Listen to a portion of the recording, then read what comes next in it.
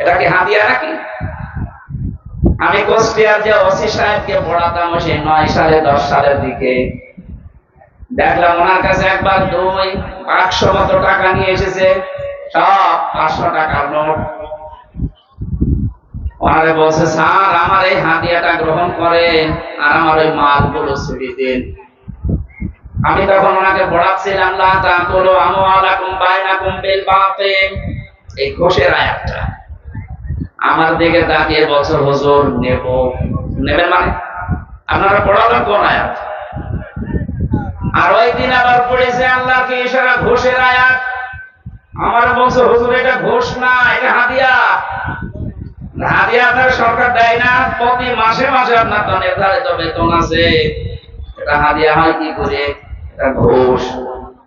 তখন দেখলাম আমার সামনে লোকটাকে গরম দিল দেখা, আমি কোরআন শরীফ পড়ছি আর ঘোষ দিতে এসেছি, গালি গালাজ করে তাড়িয়ে দিল। পরে দিয়েছে কিনা জানি না।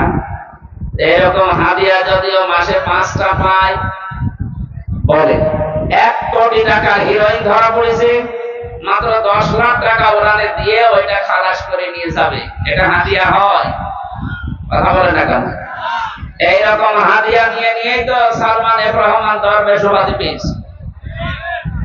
তাছাড়া যদি ভ্যান চালকদের মতো পরিশ্রম করে উপায় করা লাগতো, 36,000 কোটি টাকা 7টা ব্যাংক থেকে আত্মসাৎ করা কিয়ামতের আগেও সম্ভব হতো। আপনি চিন্তা করেন তো, একটা মানুষ 36,000 কোটি টাকার মালিক। আমরা কি ঘাস কাটছি এই দেশে?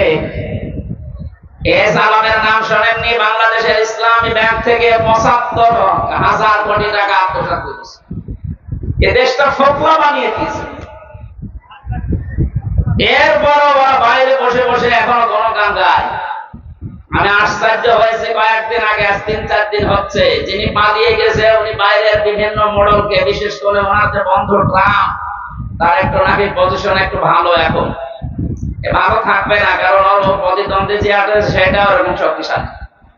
বিভিন্ন দেশে এখন ছড়িয়ে দিচ্ছে যে আমি নির্বাচিত সরকার, আমাকে জনগণ উৎখাত করেছে, এটা আমি মানি না। এত বড় মিথ্যা কথা আপনি বলতে পারবেন? আপনি নির্বাচিত একটা কুকুরকে যদি জিজ্ঞাসা করেন, কুকুরও বলবে না। আর বলছে না। আপনি শয়তানকে ডাক দিয়ে বলেন যে উনি কি নির্বাচিত ছিল, শয়তান হা হা করে হাসবে, এ বলে কি? কারণ 154 জন নির্বাচনের আগেই ঘোষণা দিয়ে দিয়েছে। কথা বলে না কেন? আর এই যে গত ট্রামে আপনি দিনের ভোট রাতে করে ফেলেছেন, আপনি কি করে বলেন যে আমি নির্বাচিত? দিনের ভোট যে রাতে হয়েছে এটা প্রমাণ আমি নিজে। আমার কাছে এক ওসি সাহেব ছিল, হাজতে কারাগারে ছিল, উনি আমারে বলছে, হুজুর এই যে নির্বাচনটা গেল, এই সময় আমার দায়িত্ব ছিল ফেনীতে, আমি নিজে আমার দলবল যা আছে এদেরকে নিয়ে রাত 12:30টার পর থেকে ফজরের আযান পর্যন্ত ভোট কাটা আরম্ভ করলাম আল্লাহর নামে। হ্যাঁ, এইভাবে বলছি। আমরা একদিন তাওবার ব্যাখ্যা শোনাচ্ছিলাম যে তাওবা এইভাবে করা লাগে। আমরা তখন বলছে, দেখেন তো আমার তাওবাটা হয়েছে কিনা, বলে যে আমি এইভাবে করলাম 12:30টা থেকে একেবারে ফজরের আযান পর্যন্ত আল্লাহর নামে ভোট কেটেছি, বাক্সে ভর্তি করে পাঠিয়ে দিলাম। ফজরের আযানের সময় গোসল করে ওযু করে এবার আমি নামাজে দাঁড়ালাম। নামাজ শেষ করার পরে বললাম, আস্তাগফিরুল্লাহ, আমার তাওবা হয়েছে। আমি বললাম, স্যার আপনার তাওবা হয়নি, এটা ভণ্ডামি হয়েছে। কারণ তাওবা করা লাগবে তো ওইভাবে যেভাবে নবীজি শিখিয়েছেন। আপনি অপরাধ করেছেন যার কাছে, স্বীকার করবেন তার কাছে। একটা বলেন না কেন? আপনি কি আল্লাহর কাছে অপরাধ করেছেন যে আস্তাগফিরুল্লাহ পড়ছেন? আপনি তো অপরাধ করেছেন আমার মতো হামজার কাছে। একটা এমপি বানাতে 3.5 লাখ 4 লাখ মানুষের রায় লাগে, আর আপনি নিজে নিজে সব দিয়ে দিলেন। সুতরাং আপনি আস্তাগফিরুল্লাহ কাবা শরীফ ধরে পড়লেও আপনারটা হবে না, যতদিন এই 4 লাখ মানুষ আপনাকে মাফ না করবে।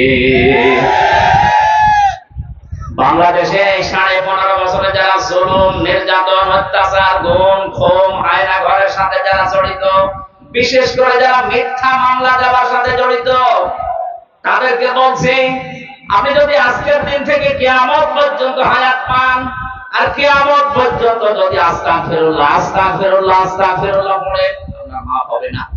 আপনার মাফ পাওয়ার একটা পদ্ধতি আছে, আমি বলছি, যদি মানতে পারেন আপনি কিয়ামতে ছাড় পাবেন। আর যদি ওইভাবে চলে না গিয়ে আস্তাগফিরুল্লাহ পড়ে মারা যায়, আল্লাহর কসম আপনি মরণে ফল ধরা খাবেন। একটা হাদিস বলছি, কয়েক মিনিট একটু মিলান তো। আজ বিভিন্ন জায়গায় দেখতে পাচ্ছি এই অপরাধীগুলো যারা 15.5 বছর অপরাধ করেছে, এরা বিভিন্ন জায়গায় গিয়ে বলছে আমারে তাওবা পড়িয়ে দিন, আস্তাগফিরুল্লাহ। আর আমাদের মতো কিছু মানুষও আছে যারা টাকা পয়সা খেয়ে বসে পড় আস্তাগফিরুল্লাহ। মনে করছে হুজুর আমার আস্তাগফিরুল্লাহ পড়িয়েছে, আমারে মাফ ঠেকায় কে? এক মহিলা সাহাবী এসে বলে, হে রাসূল, আমি জিনা করেছি, যৌবনের তাড়নায় কাজটা করে ফেলেছি, আপনি আমাকে মুক্ত করেন এই গুনাহ থেকে। কিয়ামতের দিন যেন এই বিচারটা আল্লাহ ডবল করে না করে। নবীজি বললেন, এই কথা কাউকে বলবা না, বাড়ি চলে যাও। মেয়েকে আবার সামনে গিয়ে বলে, হে রাসূল, আমি জিনা করেছি এবং গর্ভবতী হয়ে গেছি, দয়া করে আপনি আমাকে মুক্ত করেন। বিশ্বনবী বললেন, না, এখনই বিচার করা যাবে না, বাড়ি চলে যাও, আগে সন্তানটা খালাস হোক, ডেলিভারি হওয়ার পরে আবার আসবা। এসেছে, নবী বললেন, এখন না, 2 বছর আগে দুধ খাওয়া বাচ্চাটাকে, শক্ত খাবার যখন খাওয়া শিখবে তখন আসবা। তখন এসেছে, ছেলেটাকে একটা সাহাবীর আন্ডারে দিয়ে নবীজি বললেন, এর উপর বিচার আরম্ভ করো। পাথর নিক্ষেপ করা আরম্ভ হয়েছে। বগুড়া বাসী শুধু শুনতে আসা না, এটা রেকর্ড হচ্ছে, কালকে সারা পৃথিবীতে ছড়াবে। আমি সবার উদ্দেশ্য করে বলছি, বিশেষ করে 15.5 বছরে যারা অত্যাচারের সাথে ছিলেন, যারা জুলুমের সাথে ছিলেন, যারা আয়না ঘরের সাথে, যারা সাদাবাজির সাথে, যারা মিথ্যা মামলা দেওয়ার সাথে জড়িত ছিলেন, তাদেরকে বলছি, আপনার দুনিয়া তো শেষ হয়ে গেছে, আখিরাতটা যেন ধ্বংস না হয়। আমি আপনাকে ভালোবাসি, সত্যি আপনাকে আমি ভালোবাসি, আমি বাঁচাতে চাই।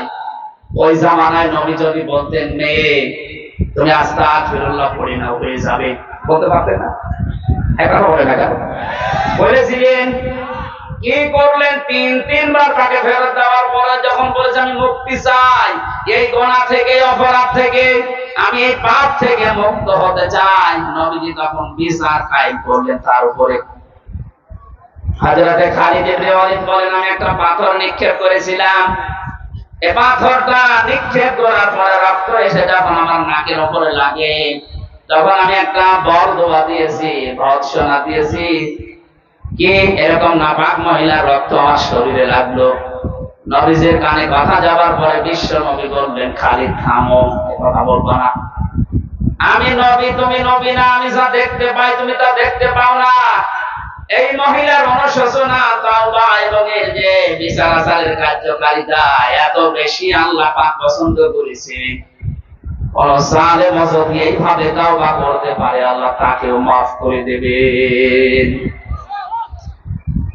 বাংলাদেশের মানুষেরা সবাইকে উদ্দেশ্য করে বলছে, কারণ আমার বংশে সবচাইতে বেশি এই জালেমদের অনুসারী লোক ছিল, 100 জনের 98 জন ছিল বৈতরে।